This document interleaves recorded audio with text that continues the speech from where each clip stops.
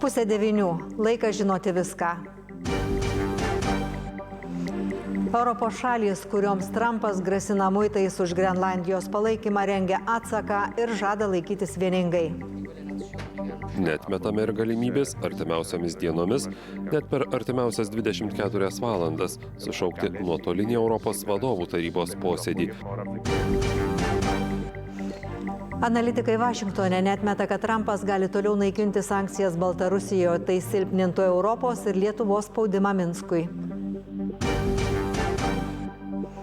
Po žaibiško vyriausybės pajėgų puolimo Sirijos kurdų kovotojai sutiko su paliaubomis ir integracija. Vilniuje minia pasitiko iš Dakaro grįžusius nugalėtojus Vaidotą Žalą ir Karolį Raišį.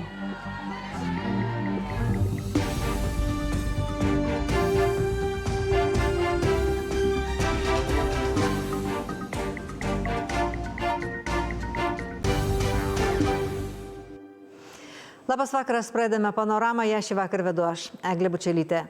Donaldui Trumpui pagrasinus muitais dėl Grenlandijos 8 Europos šalims, jos paskelbė bendrą pareiškimą, kuriame teigiama, kad europiečiai lieka solidarūs su Danija bei Grenlandija, o grasinimai muitais esą gali pavojingai pabloginti transatlantinius santykius.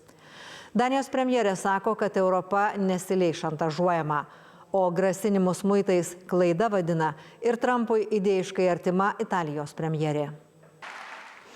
Toliau sinoptikė Edita Gečaitė ir kitos savaitės orai, o pati naujausia informacija jau rytojaus labame ryte, žiūrėkite nuo 6. Gero vakaro.